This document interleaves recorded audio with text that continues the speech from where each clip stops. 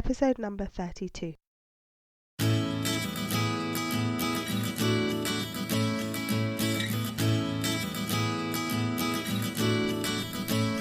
Hi, you're listening to the Careers Beyond Motherhood podcast with your host, Janine Esbrand.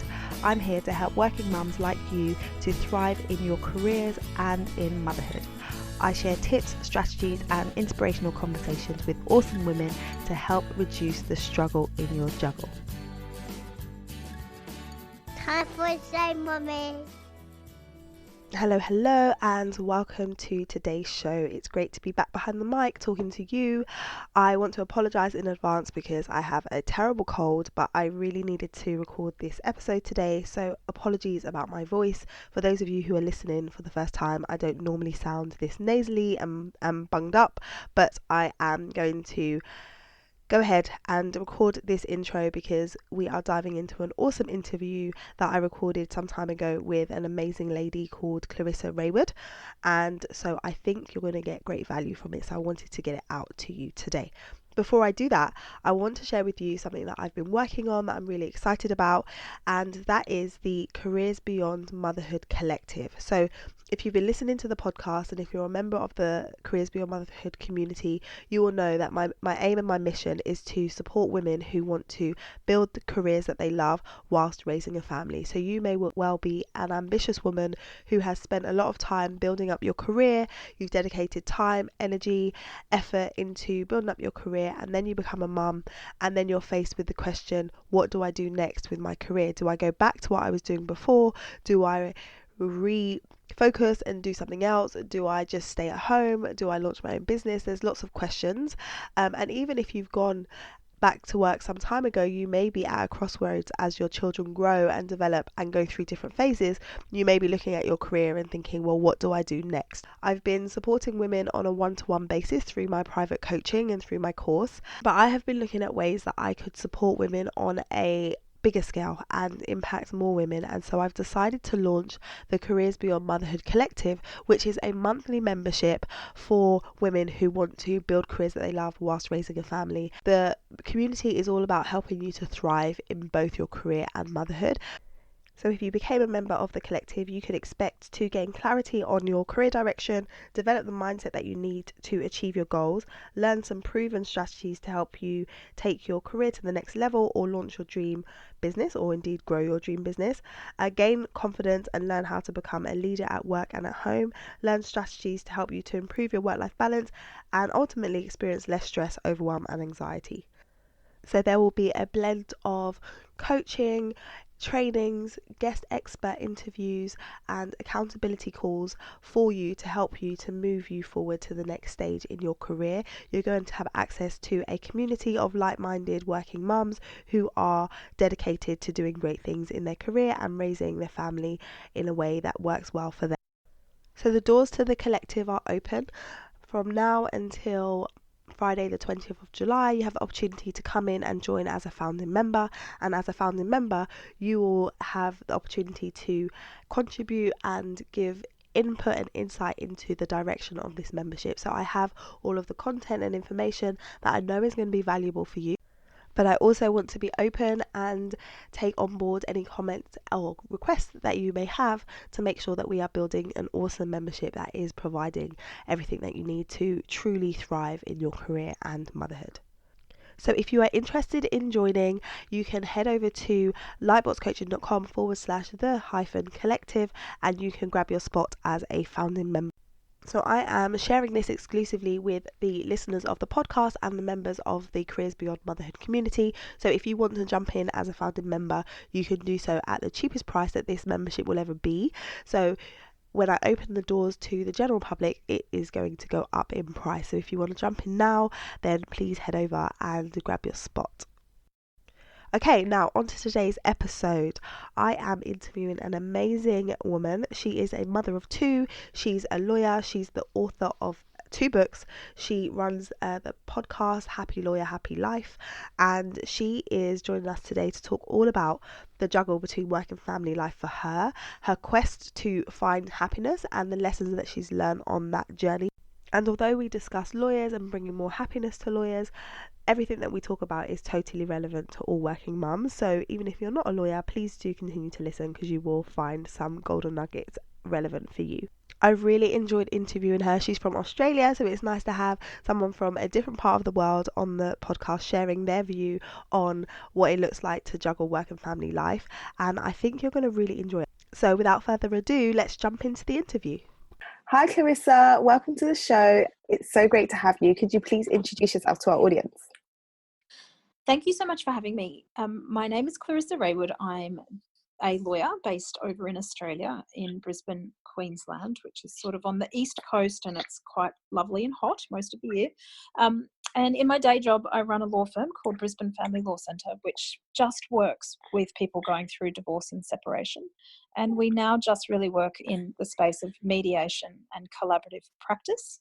But in my other life, I now do a lot of work with other lawyers around happiness, and that's come about, I guess, because of my own experience of struggling to be a lawyer and struggling to find happiness in my career over the last few years, and I guess find that balance between being a mum and being a wife and friend and trying to run a business. And so I've done a lot of work really trying to unpack just what it takes to I think be a great lawyer, but also manage to have a great life outside of law.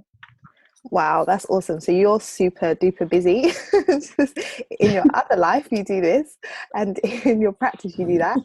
That's awesome. There's so much I want to ask you about, because I think that it's a common problem for many lawyers. It's one of those professions where people go into it thinking they want to save the world and do great things, and then it turns into a life where you're working really hard but you can be unhappy. And so the fact that you're focusing on happiness and helping people to figure that out is really great. What was your journey into motherhood like? I'd love to hear about that and how that impacted this whole quest to find happiness in the law. Yeah, it was a little crazy. So I've got, ironically, I have a 5-year-old and I'm currently pregnant. So I'm living it all over again at the moment. Yeah. Anyway, so first time round, I was running my practice, and I guess you could say I was reasonably planned in terms of wanting to have my daughter. But what I wasn't ready for is week 5 of being pregnant, and I had really serious morning sickness and just ill health that just went on all day. And so I sort of in my head thought, that's okay, you're pregnant for what really is 10 months, even though they say 9. Yeah. I'll have plenty of time to organise my practice and work myself out. And just literally from the minute I found out I was pregnant, everything had to change. So that I think was really challenging at the time, but I actually think it was probably really helpful because it made me make a lot of changes before having my daughter London. Mm-hmm. That meant that once the time she arrived, I was sort of already in the headspace of things are out of my control. Right. And I need to get my head around that now. And so I think what did help me with London was that I had an attitude of go with the flow. Accepting that some days you wake up and you have all of these great notions, plans, and you've had no sleep, or your baby's just really not keen on that idea at all. So you've got to change everything really fast. So I don't know, I think it by far was one of the most challenging years of my life. I describe the first year of her life as one that I felt like I was in a haze for most of it. But like all of us, you get there in the end. Yeah. In a sort of disorganized way. I love that the fact that you got to that place where early on that you just kind of let go, because I think as lawyers we're super planners, so you think that you can read the books and the books say if you do this will happen, and you try and plan everything out, and it just drives you crazy. So I think that's something that you have to go with the flow. The baby hasn't read the book. So you have to kind of and your body hasn't read the book either. And yeah, I'm just over the 3-month mark now, and I'm living exactly the same experience again. I've been really sick. And I guess the only good thing is this time I'm like, yeah, well, of course you are. That's what happened last time. But same thing. And I think I actually didn't read a lot of books. Maybe that was my failing as well. But I really just accepted that I didn't know what I was in for. Didn't really matter how much reading I did. I still probably wasn't going to understand what I was in for, and just live it each day. And I think that has helped a lot. Yeah, it's the second time round. I just had my second daughter, my second child, which is a daughter. I've got a son as well, and it's, yeah, you know, kind of what to expect. So it's a lot easier, I think, in some respects. I'm hoping that. Everyone says that. I'm not convinced yet. Ask me in another 12 months or so. I know, totally. So you also wrote a book. So tell us more about the book. I'd love to hear about how you went from your experience to then deciding that you wanted to write a book about it. Yeah, so I've actually written 2 books, Okay. just to be really confusing. First book I wrote was really for my business and for my clients, and it's called Splitsville, and it's very much around going through divorce and finding, you know, sensible, calm, dignified ways to do that. I love writing. I'd started blogging before writing my book and really enjoyed writing the book. My more recent book that you're talking about is called Happy Lawyer, Happy Life, and I wrote that last year.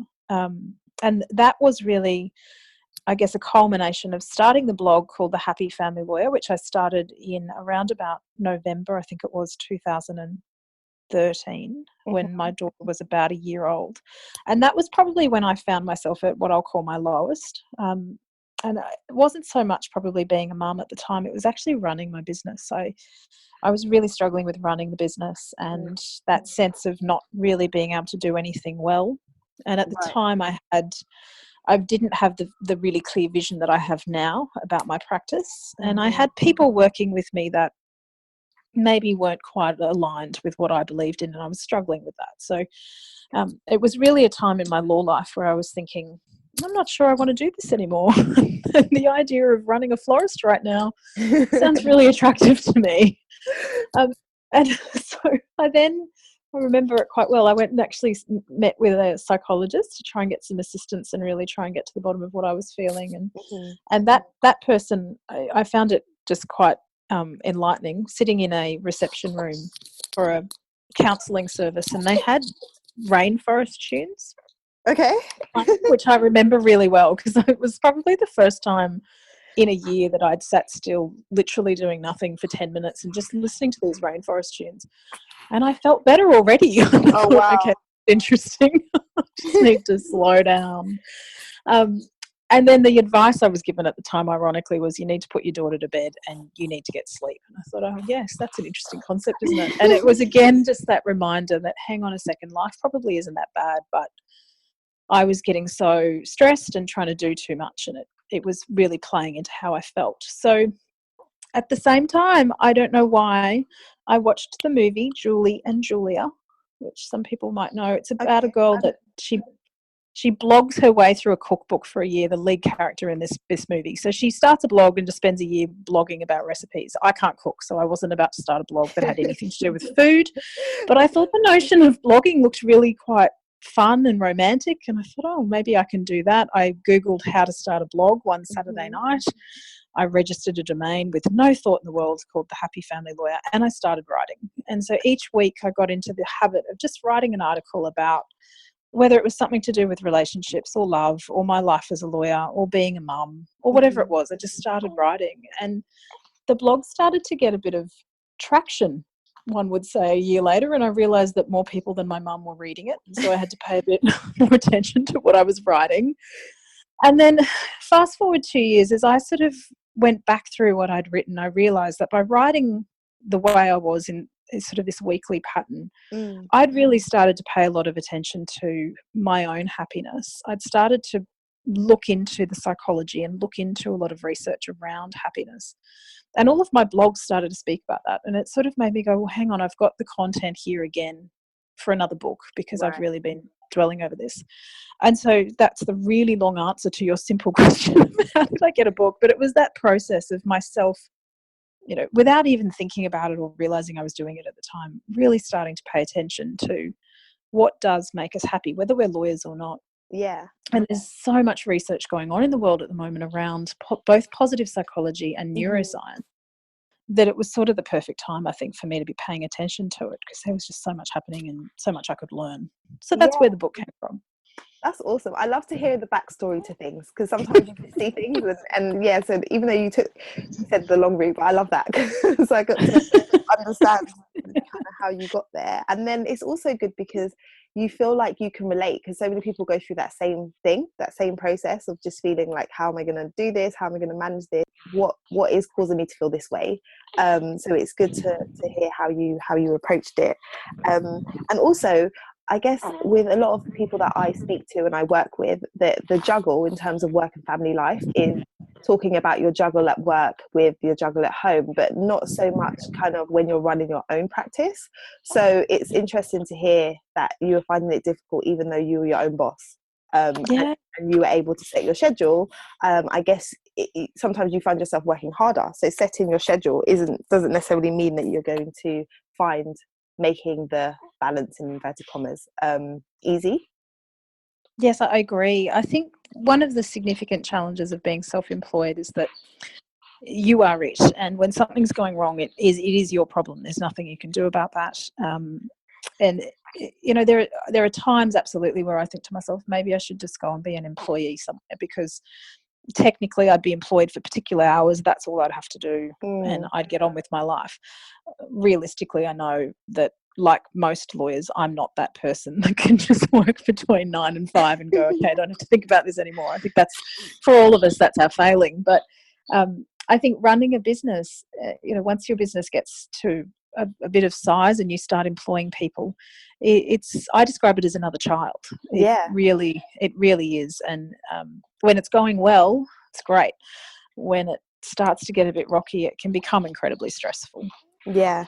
And I think with me growing my coaching practice, I didn't realize when I got into it how much goes into the business side of things. There's, you know, the work that you do, so as a lawyer or as a coach, and then there's the actual building of the business, which takes up a whole load of time and headspace, which you may not anticipate when you say, I'm going to start my own firm, or I'm going to go out on my own. Right.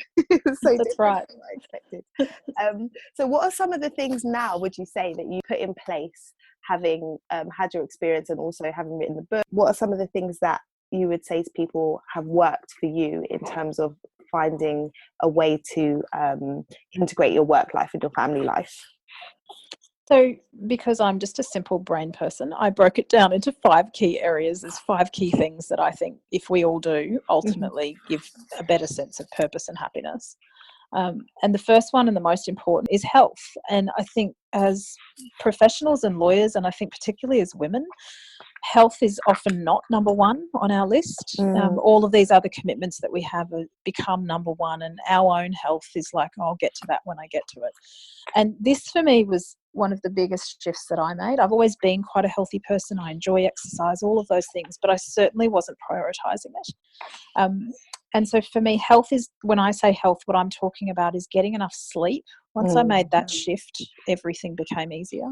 So sleeping well, eating well, and getting exercise into your life. And you've got to prioritize that above work. So you've got to look at your week and say to yourself, how am I going to make sure that this week I'm getting exercise in, that I am getting sleep, and that I am eating well? And then the rest of it needs to slot in after that.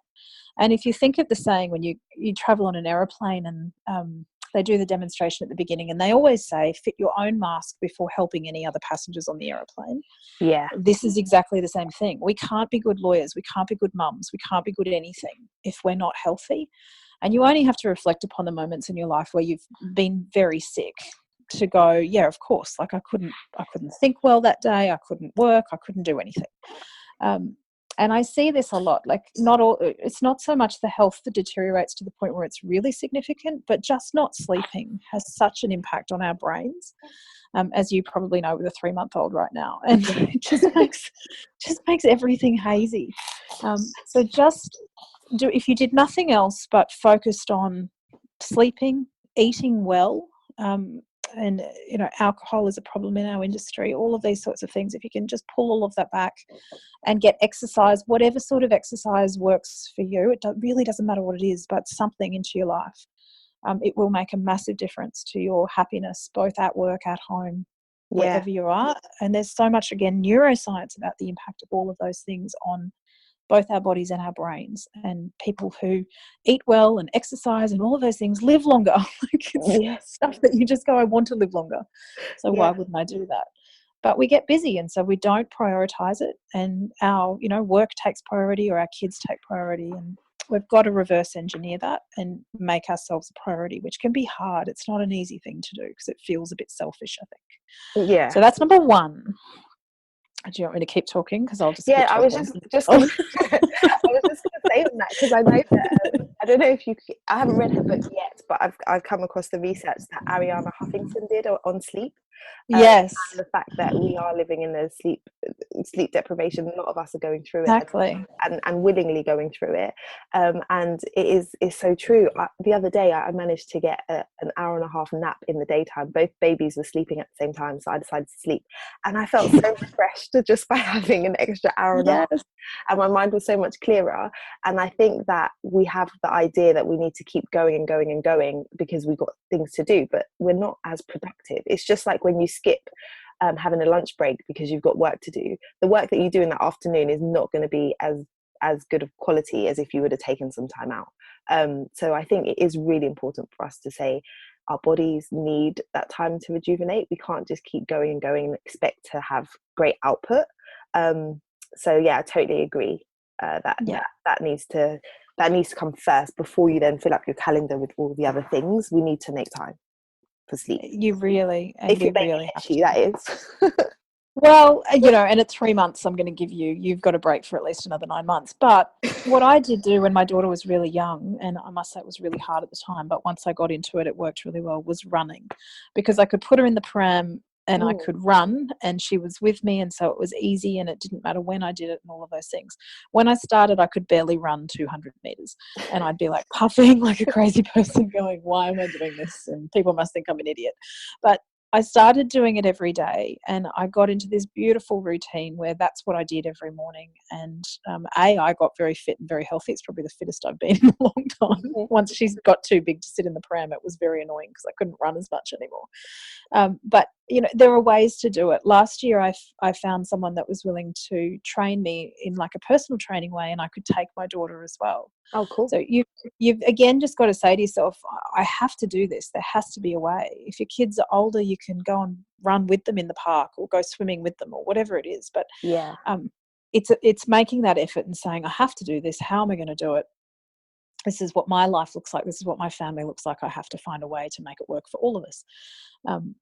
Sounds so easy, I know, but it's doable is what I'm going to say. It really is doable. And yeah, you just have to get creative with it. I think for me, after my son came, I just always felt like he had to be sleeping for me to do things. And then I got to a point where I thought, no, actually, he's getting older now. I can integrate him. So I would do kind of squats holding him so that he was the weight, and I would do squats, or I would do yoga and have him lying on the mat. And he used to think it was really funny when I was, leaning over him.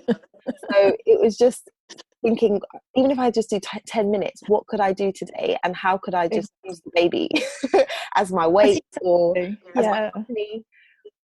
So yeah. And even some of the other things that I've seen work really well. Most of us here now at my office have standing desks. So that's something that during the course of the day, standing and working, again, completely changes how your body and brain works, makes you much more alert. But again, it's a form of movement. And then having walking meetings, that's something else that we do here at the office, is if you need to have a chat to a colleague about something, or whatever it is, you take the conversation and you go for a walk around the block. And again, it's just, it's that incidental exercise, but it's brightening up your day. It's getting you outside, just different ways and different things. I'll sit sometimes, or not sit, but stand. I'll be on the phone talking to someone and I'll be doing squats. I'm not doing that right now, but just moving, just getting movement into your day in different ways. And I think you're so right when you say if you can just be creative about it. There is a way. There's always a way. So it's taking the time and prioritizing it that's really, really key when it comes to health. Yeah, I totally agree. And I think it's I don't know where I guess it's the culture where you're just trying to bring results, you're trying to bill more hours, you're trying to help more people, that gets us into that mindset that we have to put ourselves last. But I love the analogy that you shared about putting your mask on first if you're on an aircraft. You can't really help people, you can't be the best person for your kids, and you can't do that if you're not looking after yourself. Exactly. So yes, I totally agree. I love it. So that's number one. So I'll do the other four really fast Yeah, because I go know we ahead. don't have hours. So it spells happy. It's really easy. So H is health. Mhm. A is attitude, which for me really means having an optimistic and positive mindset. So seeing the world from a place of glass half full, and using a lot of gratitude practice and kindness is really key in that. So really, again, being able to say to yourself, I get to go to work rather than I have to go to work. I get to do this cool thing today, in Lawland, which, sorry, I call it Lawland. I should give you that. I gave you it too, rather than I have to do this thing. And just once you start to really pay attention to the positive, again, the neuroscience tells us that our brains change, the neural pathways change, and the parts of our brain that control optimistic and positive thoughts start to grow. Gratitude practice also has the wonderful effect of calming the stressful parts of our brain, calming the emotional centers that worry about the negative. And our brains as humans are trained and pre-wired to pay more attention to danger, to negativity, to problems. And the life of a lawyer is 24/7, usually conflict, difficult people, difficult clients, difficult challenges that we're managing. So there are no shortage of negative inputs, like they'll be coming at you from everywhere. The key is to really start focusing on what are the positive things, what are the good things, what do I enjoy, and working more of that into your day. So having a positive attitude is number two. Love that. Number three and number four for me, P and P, are passion and purpose. You need to make sure you've got passion in your life. And for so many lawyers that I've certainly spoke with, and for myself as well, my passions actually have very little to do with being a lawyer, which I think is also where we get confused. I think we think that we have to be passionate about law to be happy in law and to do our job well. And there are parts of my job that I absolutely love, and there are many parts that I find somewhat tedious. But there are things in life that I love. And being self-employed, I think the advantage I have is that I'm able to bring a lot of the stuff I love to my work and have more flexibility than I would somewhere else.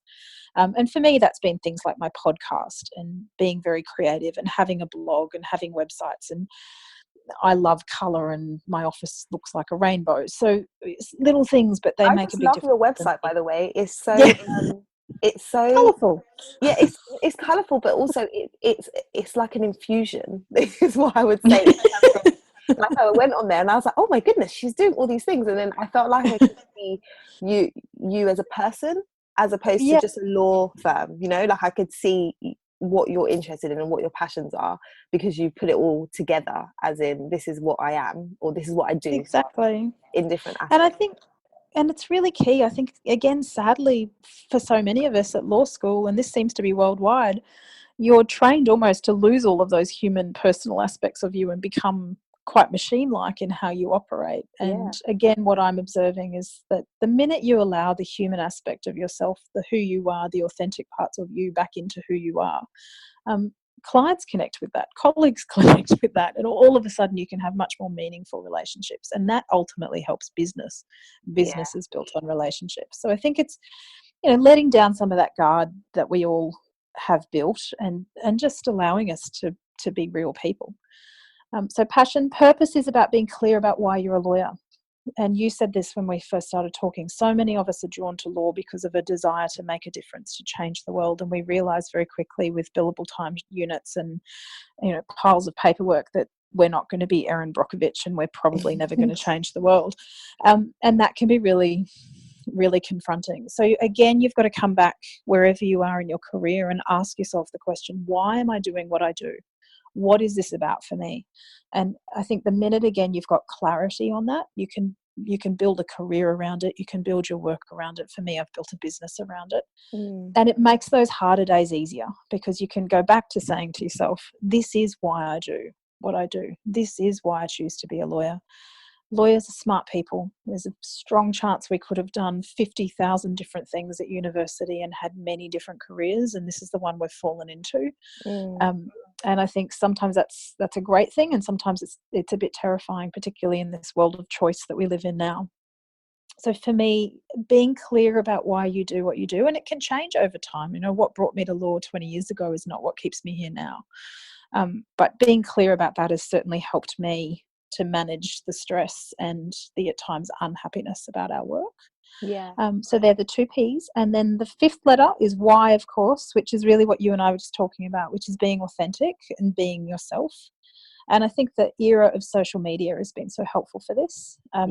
We expect, outside of law, I expect anyway, when I'm doing business with someone, to see a bit of who they are as a person. And I'm certainly seeing that coming into law now.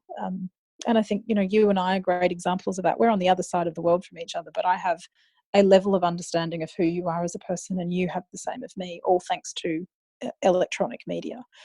And I think that's a beautiful thing. And I think the more lawyers enable themselves to be a part of what they do, whatever that is, whoever you are, and you play to your strengths, the happier you're going to be in the work you're doing.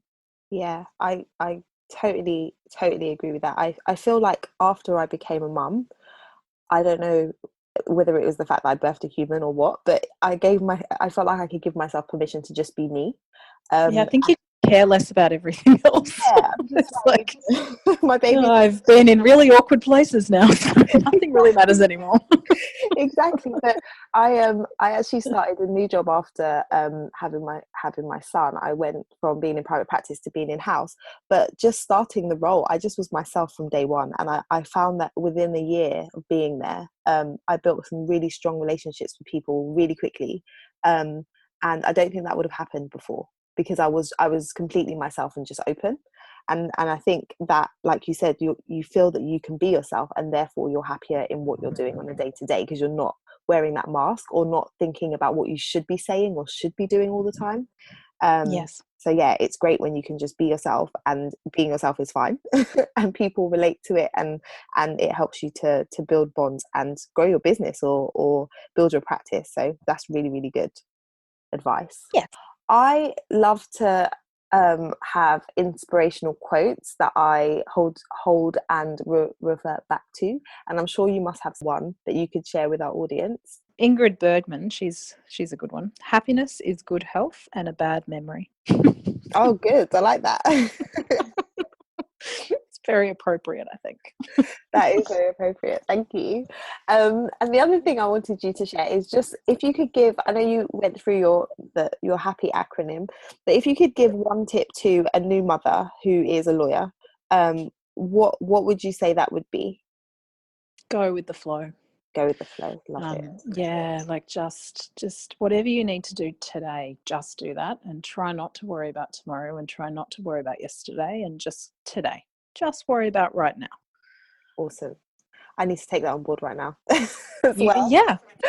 It's crazy because you go through cycles, and you're really on it sometimes, then other times you forget, and then you go back to your whole trying to be busy and do all these things. So yeah, it's really good to remind myself I need to slow down too.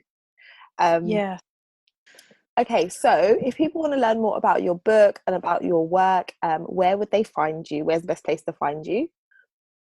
Probably my website, thehappyfamilylawyer.com. Okay.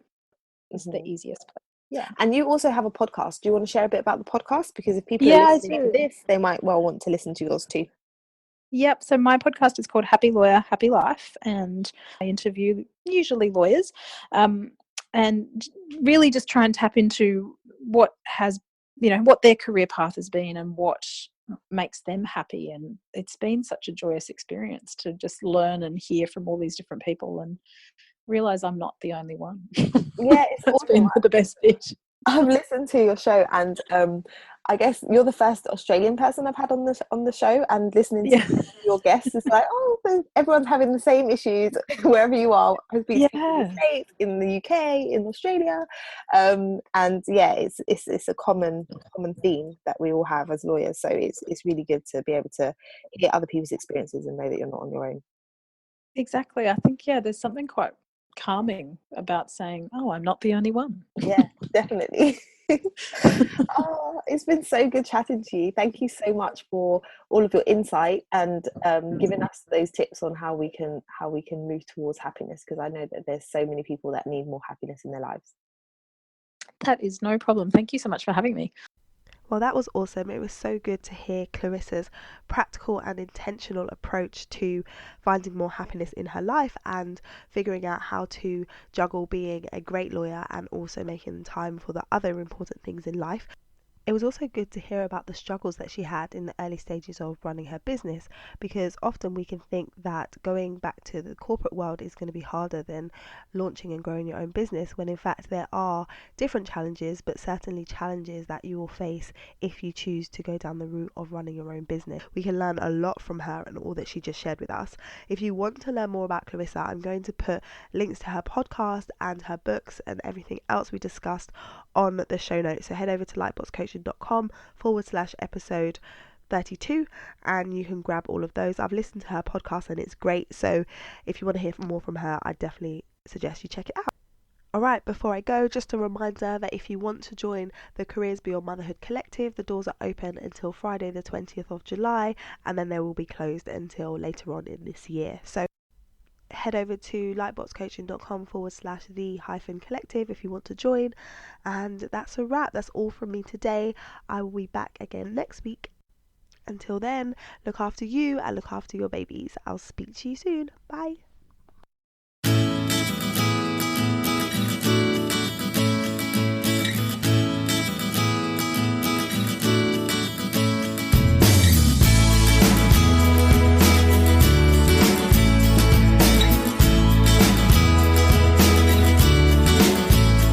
This podcast features music from Ben Sound.